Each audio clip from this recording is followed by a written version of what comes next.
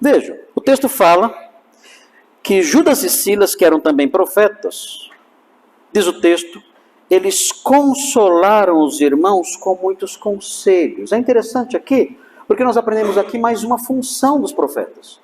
Os profetas, além de lançarem as bases doutrinárias da igreja, eles também eram consoladores. Eram homens que animavam, que ensinavam, que traziam conforto para os irmãos. Eram pessoas que agiam dessa forma. E eles fizeram isso com muitos conselhos. Por que o texto fala que eles fizeram isso com muitos conselhos? Porque o trabalho dos falsos mestres tinha sido devastador. Não era algo que você resolvia com uma palavrinha só, com um sermão só, com um tapinha nas costas. Vamos em frente, a fila anda. Não era assim. Não era assim. Eles tinham que dar muitos conselhos. Sentar com os irmãos daquela igreja, visitá-los em suas casas, tentar levantar o ânimo deles. O texto fala que isso fez com que eles os fortalecessem. O texto diz, e os fortaleceram. Eles estavam fracos, a igreja estava fraca, esmorecendo, não estavam mais dispostos para o serviço. Eles pensavam, pelo que nós vamos lutar agora? Nós nem sabemos em que devemos crer. Nós não sabemos, estamos perdidos. O que temos que anunciar ao mundo à nossa volta? O que temos que dizer às pessoas que nós conhecemos? Que para serem justificadas basta crer em Cristo? Ou que para ser justificado é necessário se tornar judeu e ser circuncidado e guardar a lei? Nós não sabemos. E se for essa segunda opção? O que faremos?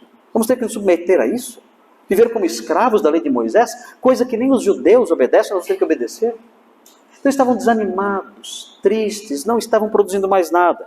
Tinham parado de trabalhar. Imaginem os mestres dessa igreja. Eles pensavam, nós vamos ensinar o que à igreja? Vamos reunir a igreja para ensinar o quê? Nós não sabemos se é certo o que estamos ensinando. Não temos mais razão para subir lá diante dos irmãos, se nos colocar diante dos irmãos e ensinar alguma coisa. Não sabemos se estamos no caminho certo.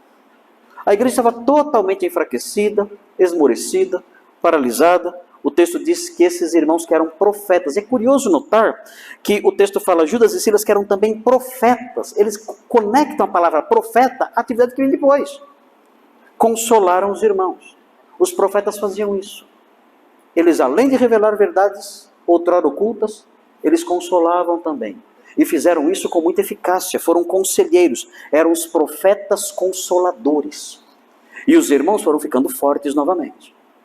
Foram adquirindo força novamente, se levantando novamente. A alegria foi restaurada e as forças que tinham ido embora começaram a voltar.